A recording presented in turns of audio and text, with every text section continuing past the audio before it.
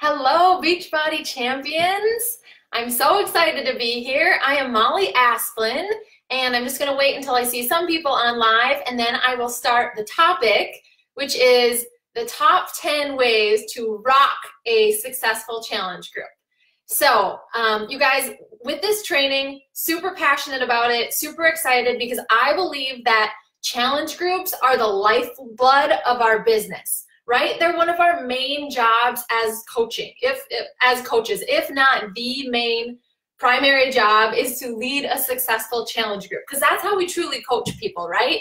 So in this training, when I share my top 10 ways, I'm going to reference the My Challenge Tracker app because that's what I use for my challenge groups. That's where I get people set up every month.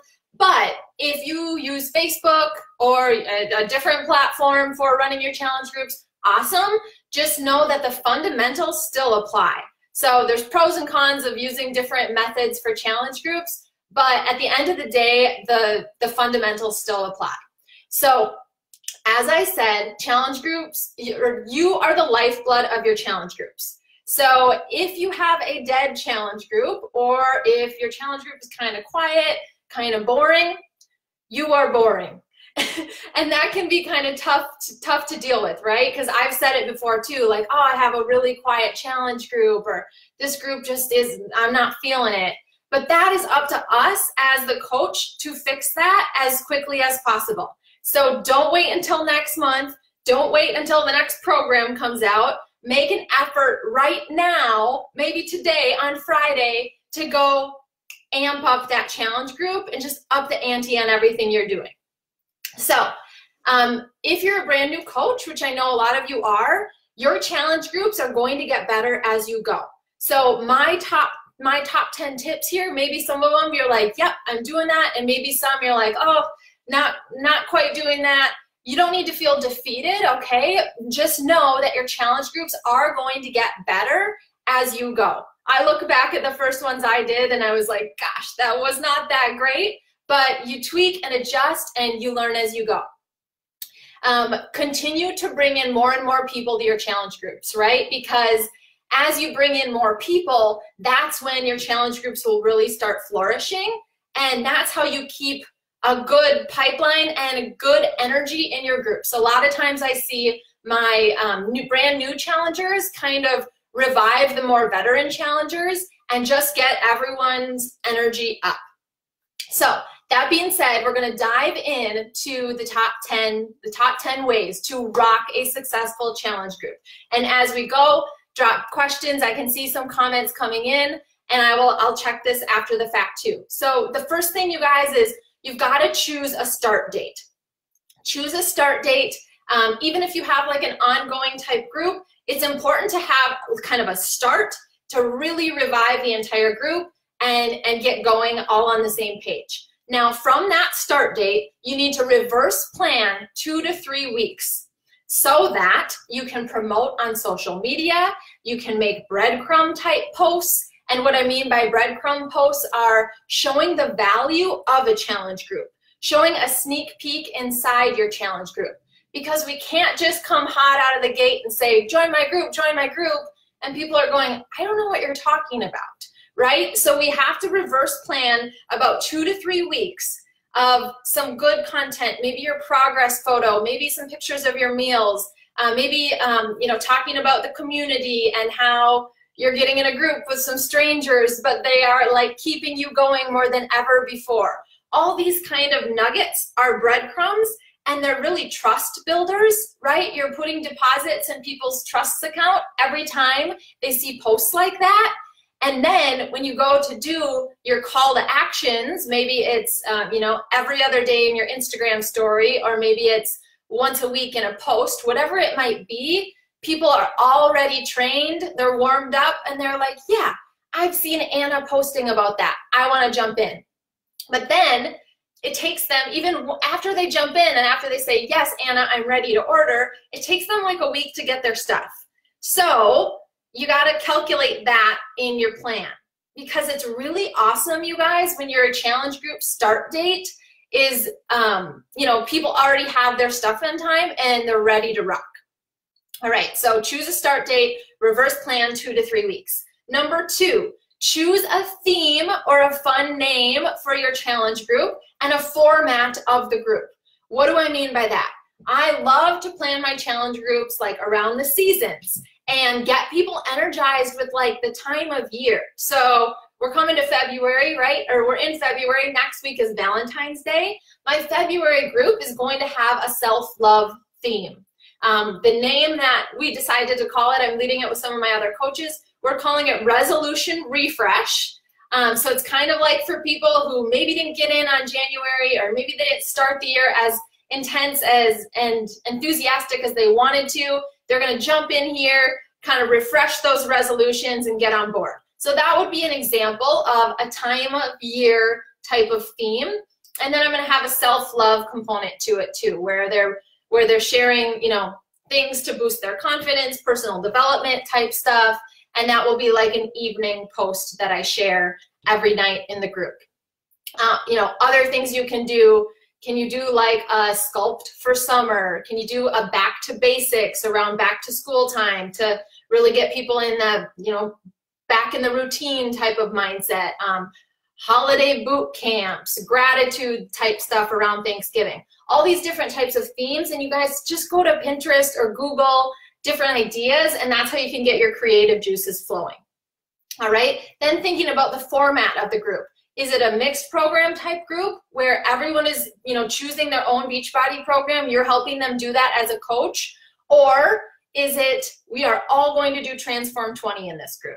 All right, so I do a little bit of both. It's really up to you. I love the groups where I do a specific program. So right now I have a Transform Your Life group happening. It's all Transform 20 people.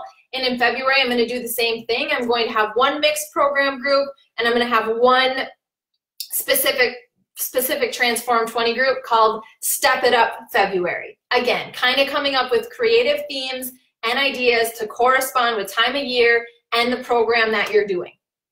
Up to you, but try different things, you guys. Pick an idea, rock it out for a month, see how that goes, maybe 1 to 3 months, and then maybe you're going to switch it up, all right?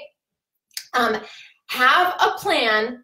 This is number 3. Have a plan for the time span before the group starts. So let's say your group is starting up in 2 weeks, but Anna puts in her order today, and she's like, hey, I'm ready to do this thing. Well, you probably don't want to tell Anna, okay, like the group's going to start in 2 weeks, so just like get your box and chill over there, right? Because what if Anna is really excited to get going? So have some type of resource or holding spot to put these people, or you know, these early order people, so that if they want to get going, they can get started. And personally, how I handle that, you guys, is if someone orders before the group has actually started, I have an email that goes out and it says your homework before we gear up. And it gives just some good prep tips about like how to log into Beachbody On Demand, meal prep tips, personal development. I recommend 3 different books and I tell them to pick one that seems to fit them best. But the reason I do that is so the eager people, right? Because when you purchase something and when you order something, you're probably like eager, you want something. And so I send them this email right after they purchase so that they have something to do in the meantime. And if they want to log right into Beachbody On Demand and kind of gear up and work with me one-to-one until the group starts, then they have an option to do that, okay? So have a place for people before the group starts up. Number 4, have a prep week. This is super important. I've heard other coaches call this pre-season or training season. I call mine prep week, and I'm so happy to share this. Maybe Kevin can help me do that. But I have a prep week, and I want to talk about the posts that I have in there. So it's 7 days before the official start date. So I'm adding people to the group throughout prep week. And this is super helpful for people because we know, you guys, it is a lot of information, right? You're getting Beachbody On Demand. You got this Shakeology at your doorstep. You have these containers. You're not sure how to work them. So I love to have a prep week so that everyone can get on the same playing field and just feel prepared to have a really solid, successful start. here are my prep week posts. And what I encourage you guys is think about the things that you wish you had known starting off. That's how I came up with my own prep week, is what would have been great for me to know right off the bat, what would have helped me feel more at ease, maybe a little less overwhelmed, so that I could really start successfully and just feel like, hey, my coach gave me everything I needed to know. I am ready to rock this challenge. Think about those things. And here are mine. I have a pick your personal development, because I really believe, you guys, if our challengers are doing personal development and working on the space between their ears while they're working on their health and fitness, oh man, they have such a better experience. So I really encourage my challengers to pick PD. I give suggestions. That's the first day of prep week, so that maybe they can order a book on Amazon or get to the bookstore or download some podcasts, whatever that looks like for them.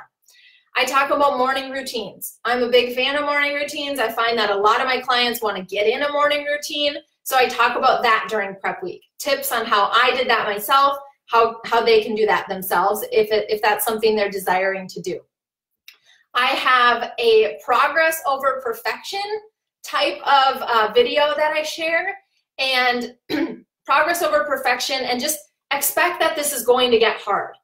If you can prepare your challengers before the group starts, that, you know what, this is not going to be super easy for the next 21 days or for the next 6 weeks. I set that expectation with them up front, so that when they have those moments on Wednesday night after a really hard day at work and their kids are sick and like they don't feel like pushing play and all they want to do is order Domino's and drink wine, they hear my voice in the back of their head and they say, oh, Molly told me it was going to get hard. Like, I learned that 3 weeks ago in prep week. Like, this is when I just have to persevere. So set the expectation for your people up front that it's going to get hard, because it is, and we all know that.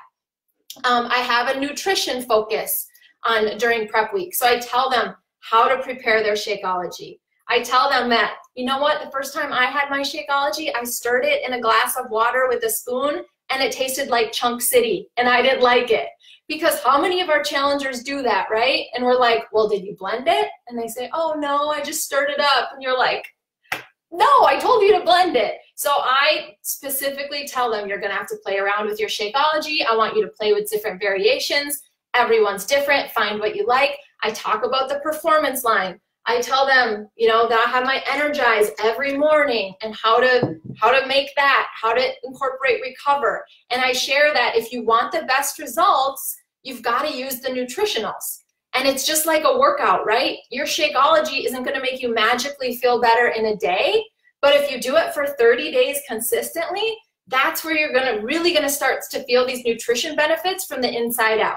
And so I have a day in prep week all about the nutritionals, so that people are educated and they know how to use them. The next thing is expectations of the group. So I have a kind of a tough love video, you guys, and any new coach could make this, where I just say, hey, these are my expectations of the group. These are my expectations of working with me as your coach. And I share that I'm expecting them to share their before photo with me. I don't care if they share it in the group, but I want them to send it to me. It doesn't go beyond me. I tell them that. I share that I'm expecting them to show up in the group every day, that I will match whatever energy and intensity they're putting in, and I will be here for them every step of the way, but they have to show up, right? Like, I can't push play for you. I can't cook your meals for you. I can help you, and I can give you all the resources, but like, you have to be the one to implement. So I share all of this up front so that they know I'm going to be there for them. I'm going to be their coach. I'm not going to be their cheerleader, right? Like, I'm going to be their coach, and I'm going to be truly helping them along the way, but they've got to put in the work. And it's important that you share that with your people, you guys, because fitness isn't easy. We got to put in the work, right? And then at the end of prep week, all right, so those are the things I sum up. And again, I can share my Google Doc that I use for prep week. But at the end of prep week, I ask them to do introductions. I think this is very important to start creating community in your challenge groups, to really get people knowing each other, because that's what makes the group so special, right? It's not just the Molly show. I want all my challengers to be seen and heard. I want people to know each other. And so I do a pretty lengthy intro post where I ask them to share why they're here, what was the moment that they had where they were like, I really need this. And a lot of times that pulls into people's emotions, right? Because they're like, oh, I had that moment where like my pants won't fit and I looked in the mirror and I started crying. You know, people will start sharing that kind of stuff right at the get-go because I asked them to. And I have them share a picture of their family, what program they're doing, that type of stuff. But having an intro post, you guys, and an effective intro post is very important because that gets people there from the start. And they're like, okay, well, like I kind of just shared my heart with all these people. So let's go. Like, I'm in this. Now they know who I am. I shared my family. I know that that girl has a 2-month-old daughter like I do, so we kind of connect on that. Do you get what I'm saying? It connects people from the start. That's prep week. That was number 4. It's a big one. It's an important one. Number 5, have a plan for yourself. Have a plan for yourself. You guys, we got to remember that we are their leader. And no, we don't have to be perfect, but we've got to be trying. Right? We've got to be on our game as best we can because they're looking at us. And if we don't show up for a day, guess what? They're not going to show up either. And if we don't log that we drank our Shakeology, guess what? They're not going to do it either. Your challengers will do what you do. Like, this is super, super important.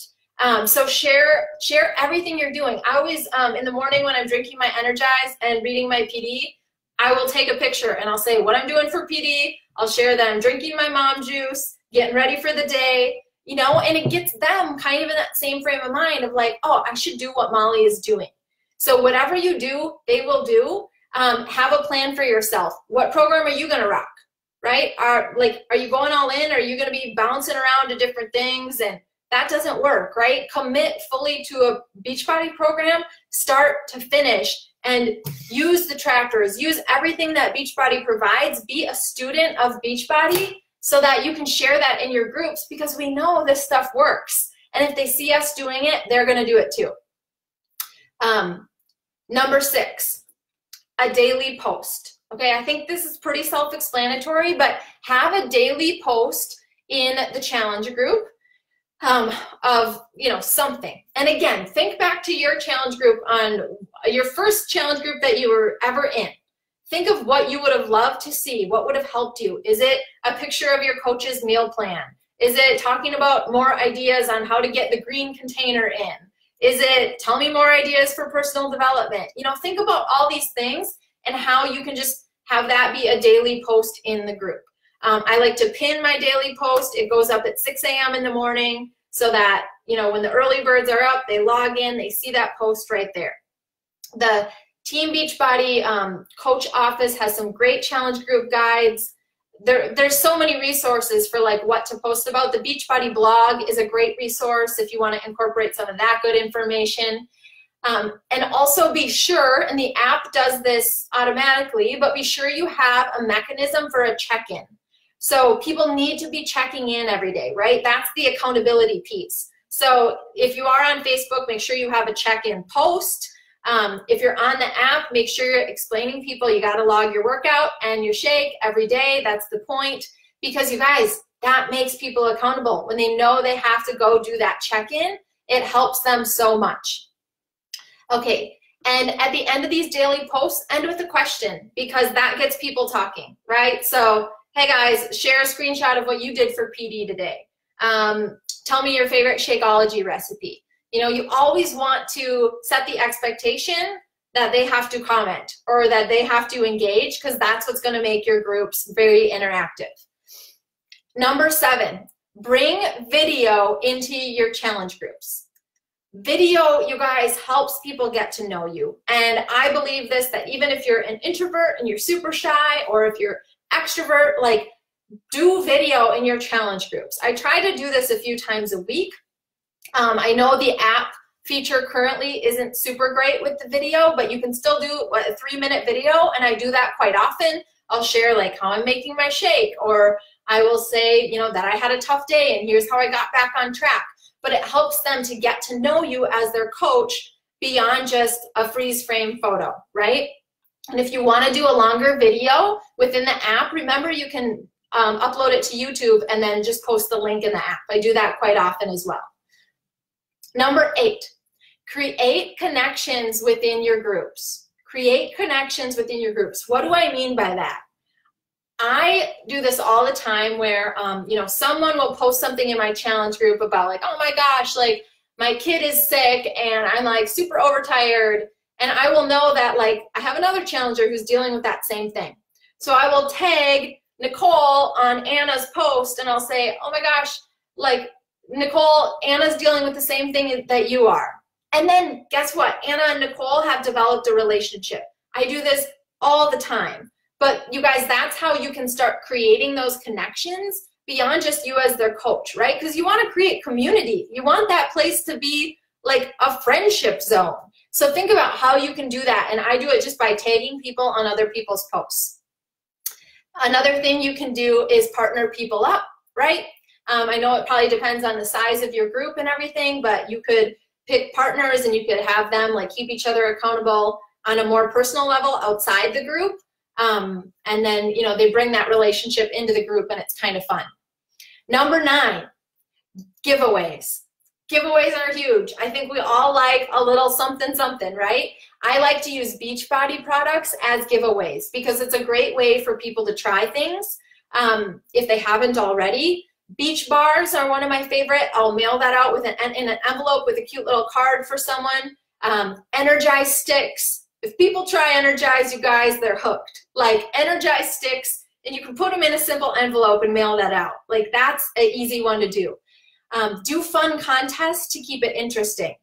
Here's one we're doing right now, just as an example, in our Transform 20 group. Every Tuesday, we tell them to share a transformer move in their Instagram story and then tag their coach, right? So every Tuesday, I have all these notifications coming in from my challengers, and it's a video of them doing the transformer move, and then you could tie in a giveaway and say, you know, I'm going to draw one person out of the 10 who did their transformer move, and I'm going to send you some Energize. Whatever it might be, but incorporate fun contests with Beachbody product giveaways.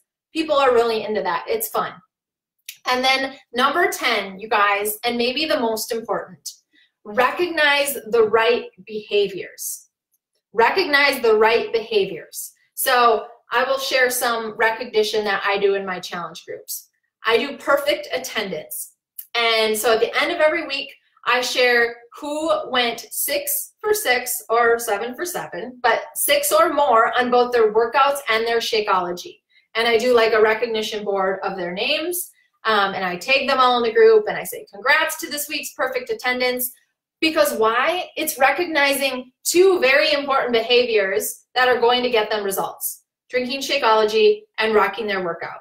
And you know, you can pick whatever number you want. I do 6 days a week, and that seems to work well for me. But perfect attendance is something I do. Weekly progress photos, okay? Every Friday, I ask my challenge groups to share weekly progress photos. Not everybody does it. A lot of people do. And the ones that do, those are the people that I'm recognizing. Those are people that I'm going to send a card in the mail to or a direct message and say, girl, you're rocking it. Like your side by side is incredible. That would be a behavior to recognize. Pick progress photos, measurements if they're doing that. You can do a challenger of the week. You could do a challenger spotlight. Maybe it's to your social media, or maybe it's just something within the group that you're doing. Maybe you have one big challenge group winner at the end of it, but recognizing the right behaviors. This last group in January, I did a contest for 2 things. I said, we're gonna have a gift card for 2 people. One who has the best results, best overall results. And I said, yep, this one's gonna be subjective. I'm gonna pick it. And I know not everyone's like trying to go for weight loss or whatever, but like best results, I can still pick someone for that, right? And guess what? It kept people super on track.